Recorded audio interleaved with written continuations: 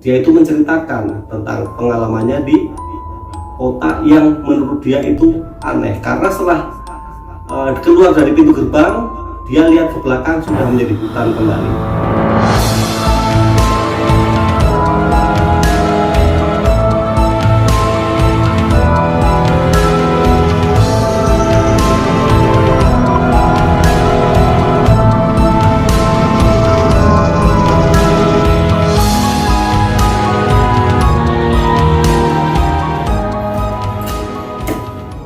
Ya, halo sahabat Kasat Malam, jumpa lagi dengan saya di channel tercinta kita ini.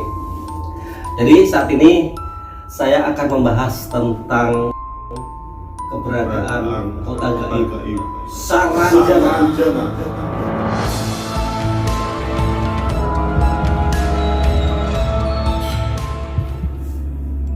Kota gaib Saranjana disinyalir tepatnya di Desa Oka-Oka, Kecamatan Pulau Laut, Kota Baru, Kalimantan Selatan. Jadi, banyak sekali masyarakat Indonesia yang begitu penasaran dengan keberadaan kota tersebut. Dan anehnya, pada era Hindia Belanda ada petanya di mana kota Saranjana ditulis di situ, yaitu pada peta buatan Salomon Muller pada tahun 1845.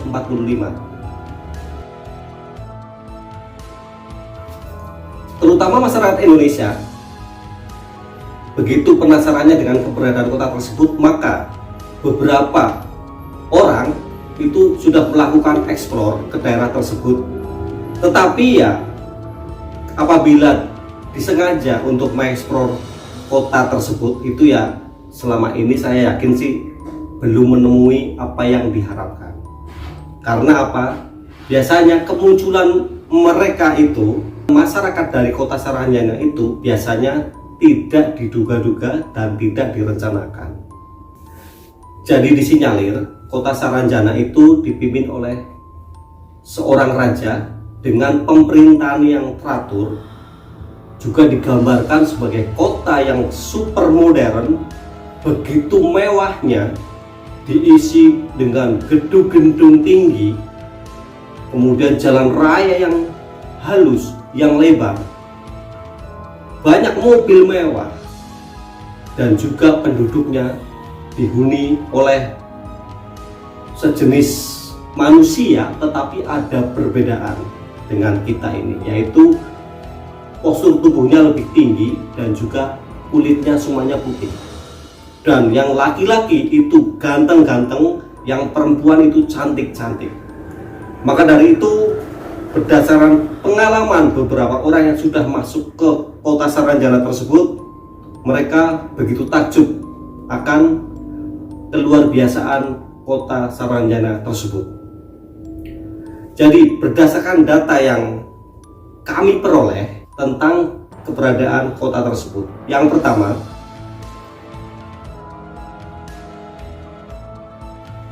itu tentang pembelian alat berat oleh masyarakat Saranjana, yang mereka ini langsung beli ke Jakarta, kemudian membayar cash pula. Kemudian mereka mengatakan, silahkan saya beli alat berat, kemudian dikirim ke daerah Saranjana di Kota Laut. Nah, seperti itu. Nah, karena pihak dealer di Jakarta itu memang tidak mengenal daerah tersebut, maka atas deal-deal yang sudah disepakati dan pembayaran yang sudah lunas, ya otomatis mereka mengirimkanlah alat berat tersebut ke lokasi yang sudah direncanakan. Nah, setelah pada titik tertentu, setelah sampai ini produk, ya ada traktor, alat berat, terus eskavator dan sebagainya, itu dikirim ke daerah Saranjana, kemudian suruh ditaruh di suatu tempat, ya yang sudah disepakati. Akhirnya mereka ini naruhlah alat-alat berat tersebut di sebuah tempat yang sudah disepakati.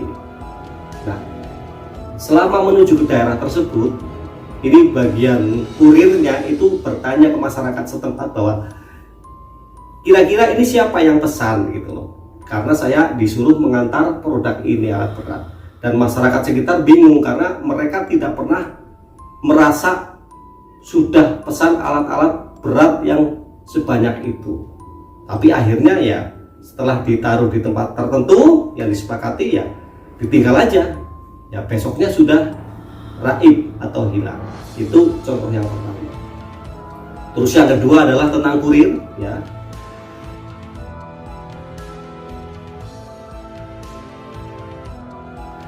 Tentang kurir mengantarkan produk, ya kemudian mereka itu bertanya kepada beberapa penduduk bahwa saya harus mengantarkan barang ke kota Saranjana, kemudian alatnya seperti ini, ya oleh penduduk setempat dikasih tahu lah ya, diberitahu tentang arahnya ke sana.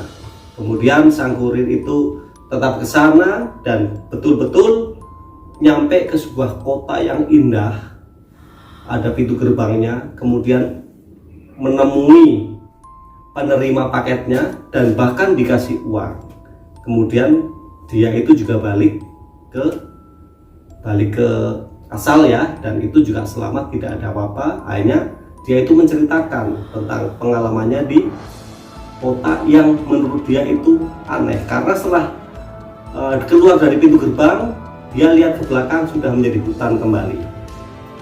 Kemudian ada kisah yang lain, ini tentang artis ibu kota yang artis terkenal lah ya, itu juga disinyalir pernah pentas di sana.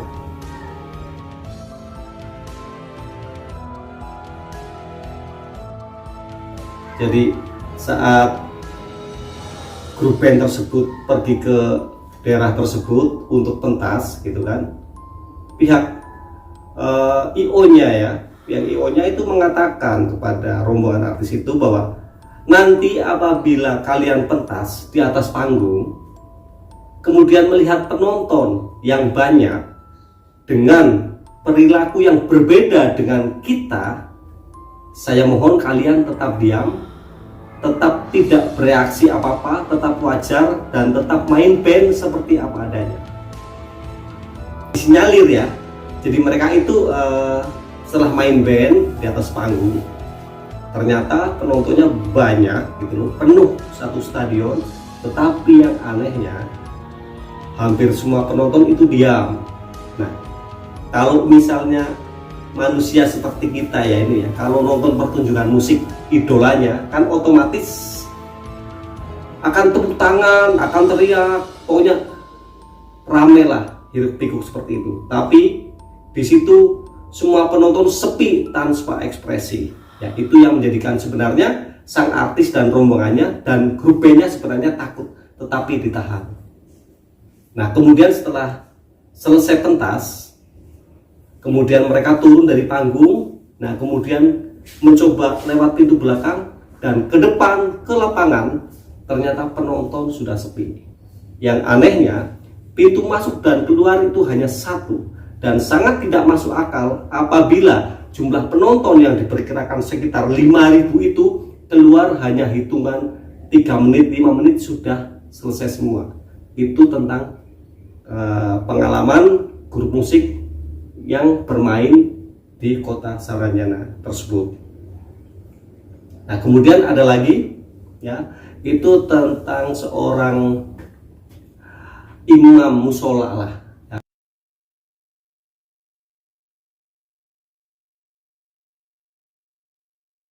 Imam musola. Jadi ceritanya seperti ini.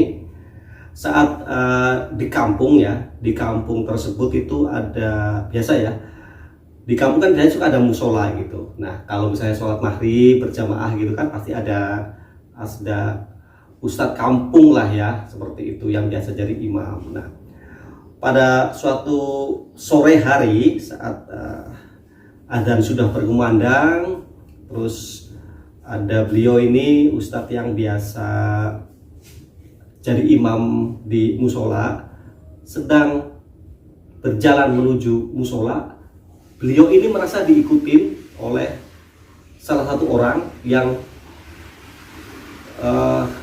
ternyata posturnya itu tinggi besar, ganteng, putih, agak berjambang gitu ya, dengan baju yang bagus ya, putih gitu ya. Kemudian mengikuti, kemudian dicegat Pak Ustadz itu.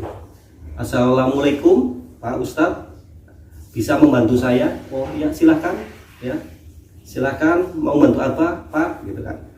Pak Ustadz bisa jadi imam sholat di masjid saya gitu. Nah terus terang waktu itu Pak Ustadz itu terperanjat, bingung loh, ini siapa gitu kan. Tetapi kok kayaknya orang tersebut memohon, sangat mengharap banget lah, memohon gitu, Pak, mohon Pak, Bapak mau jadi imam sholat di masjid saya, masalahnya imam yang biasa di tempat kami ini sedang berhalangan ya. Dengan berat hati dan sedikit ragu-ragu, akhirnya Pak Ustadz itu bersedia. Oke lah, nggak apa-apa, saya akan jadi imam di tempat Anda. Dan Pak Ustadz itu berpikir, nanti di musola kampung saya ini pasti ada yang lain yang untuk menggantikan dia posisi imam tersebut. Ya, kemudian Pak Ustadz itu akhirnya ngikutin orang itu, akhirnya sampailah pada masjid yang nggak begitu besar tapi sangat bersih dan bagus ya. Kemudian ternyata di situ jemaahnya udah ada. Kemudian akhirnya Pak Ustadz setelah berwudu langsung dipersilahkan untuk ke depan. Nah setelah ke depan akhirnya pas ya, setelah iqomat mereka melakukan sholat berjamaah dan Pak Ustadz itu sebagai imam. Nah kemudian setelah sholat berjamaah, sholat maghrib, kemudian selesai 3 rakaat. Nah kemudian oleh masyarakat situ, oleh orang yang menjemput tadi, Pak Ustadz itu dipersilakan untuk memberikan tausiah barang sebentar saja ya. Ya, kemudian dengan senang hati Pak Ustadz itu tetap memenuhi keinginan orang tersebut ya. Akhirnya Pak Ustadz memberikan tausiah barang sebentar lah, beberapa menit. Tetapi yang menjadi perhatian Pak Ustadz itu adalah semua jamaahnya itu yang laki-laki ganteng-ganteng, yang perempuan itu cantik-cantik, dan semuanya pakai baju putih bersih yang sangat bagus. Nah seperti itu. Jadi Pak Ustadz juga merasa senang ya, tapi sedikit agak bingung ya, heran, senang, bingung, bercampur aduk lah di situ. Nah akhirnya setelah memberikan tausiah sekitar berapa menit gitu ya, acara selesai. Kemudian mereka itu mengucapkan terima kasih. Para jemaah juga pulang ke tempat masing-masing, membubarkan diri.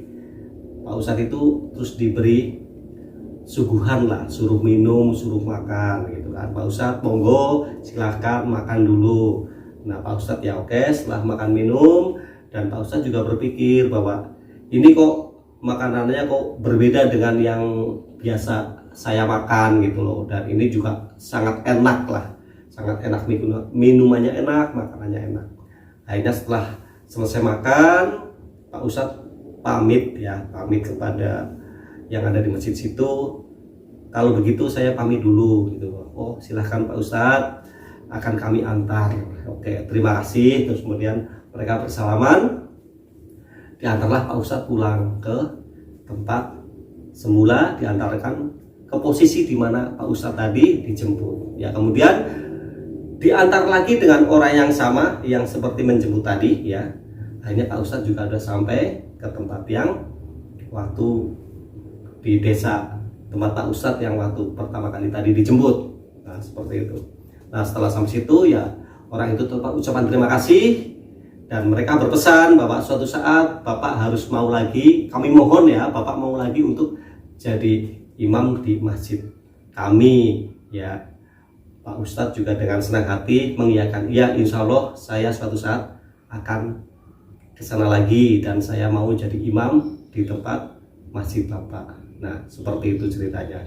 Jadi tetapi Pak Ustadz juga tidak menceritakan ke masyarakat lah tentang kejadian tersebut ya. Jadi Pak Ustadz itu merahasiakan, tetapi beliau ini beberapa kali akhirnya beberapa kali seringlah ke sana menjadi imam di kota Saranjana tersebut ya. Jadi disinyalir ya itu adalah kota Saranjana ya, yang penduduknya diperkirakan itu masyarakat Jin Muslim. Nah seperti itu. Nah jadi itu beberapa kisah tentang keberadaan kota gaib Saranjana, dan menjadikan beberapa dari kita, terutama masyarakat Indonesia, itu penasaran dan ingin selalu menggali. Tetapi masalah benar atau tidak benar tentang keberadaan mereka ya, itu dikembalikan kepada masing-masing sahabat Kasat Malam. Nah itu aja saja dari kami. Terima kasih, tetap di channel kami Kasat Malam.